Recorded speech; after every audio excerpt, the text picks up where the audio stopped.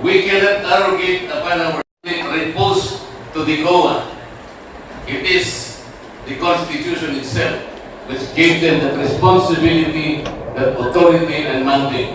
Where in Article 7 of the Philippine Constitution, which is the grant of legislative power, can this committee arrogate upon itself that particular mandate? I would like that question to be answered, Mr. Chair. Thank you, Congressman Marcoleta. The Chair would like to recognize the Honorable Congressman Pablo. Thank you, Mr. Chairman. Mr. Chairman, just to clear it out with regards to the jurisprudence that's cited by the Honorable Marcoleta with regards to Ong versus Siri. That is true. Now that the resolution of the Supreme Court favors Ali or Ong, but that is a question of due process because Lincoln Ong was that time was citing contempt. Now question the case of Mr. Chair, I direct the question to you. I have not yet finished my manifestation of answer the query of Honorable Marcoleta. Mr. Chairman. Mr. Chair, must be honorable. Congressman Marcoleta would like to recognize. Mr. Chairman, I have The question was addressed to the chair. In respect to the chair, I'd like the chair to answer. This is a constitutional issue. Congressman Marcoleta, let me first recognize Congressman Pablo. Before you answer, before you recognize him, you are out of order. I deserve, Mr. Chair, an answer. 1 minute suspension of the Secretary Chair.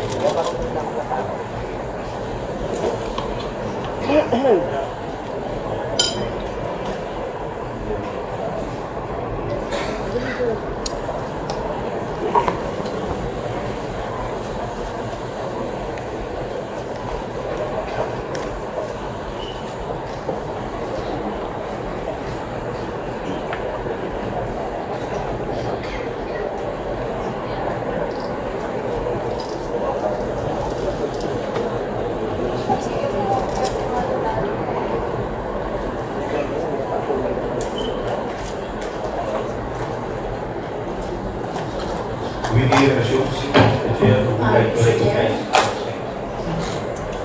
Honor, I would like to recognize Honorable Joseph Lolo Lara, the 3rd District of Cagayan, Honorable Roberto T. Uy Jr., Vice Chairperson from the 1st District of Zamboanga del Norte, Honorable Loreto S. Amante from the 3rd District of Laguna, Honorable Raul Daniel A. Manuel from Kabataan Party List, Deputy Majority Leader Jude A. Asipin from Timog Party List, Deputy Majority Leader Franz Estamarin from the 3rd District of Quezon City, Honorable Daphne A. Labot from the 6th District of Cebu, Honorable Ray Rabey. This is a win from us. So we want to sit together so that we can confer easily with each other. Please, thank you.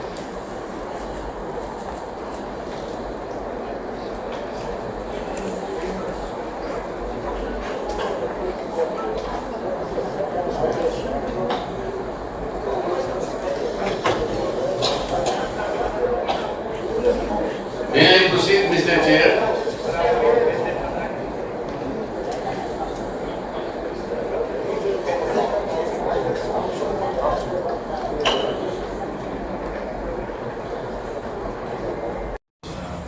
Would you put it in motion?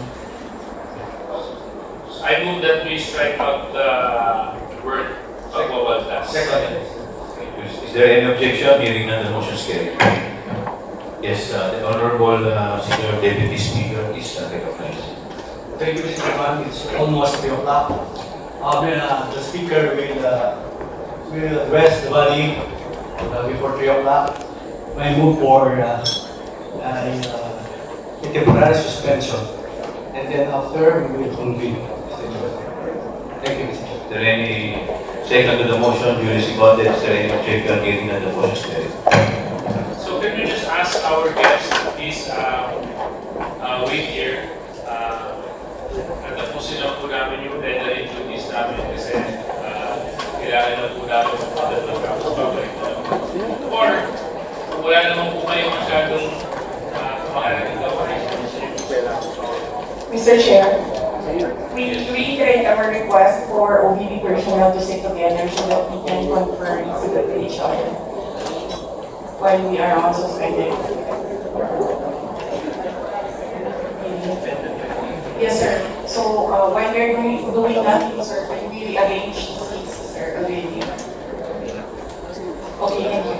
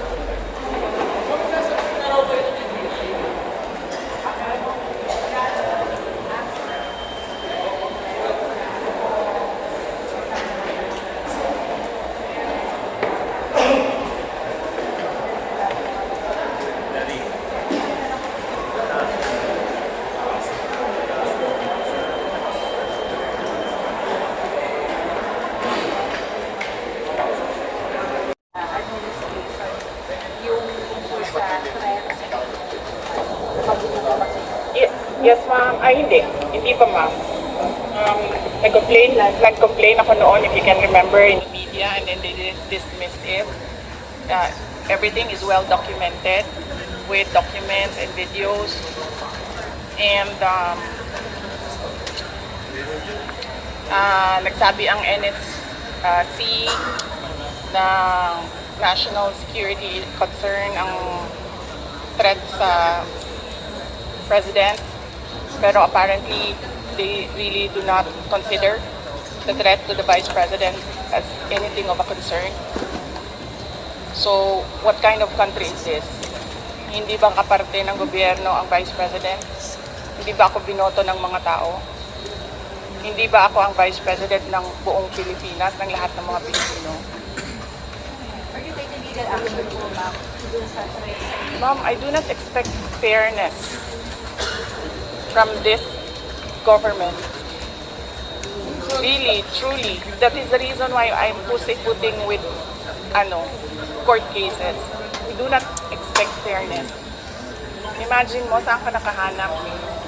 Na-admit na yung tao sa hospital, bigla na lang papasok, discharge na siya in less than an hour.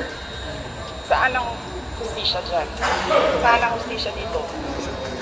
Sa bayan. Last two questions.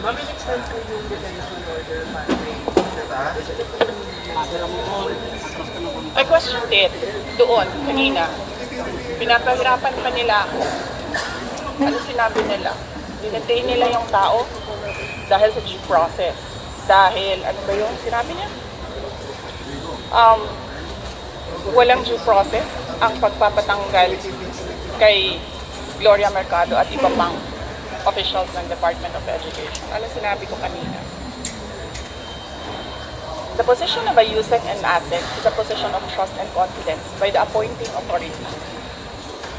Ngayon, ang appointing authority ng USEC at ASEC ng DepEd is the President of the Republic of the Philippines.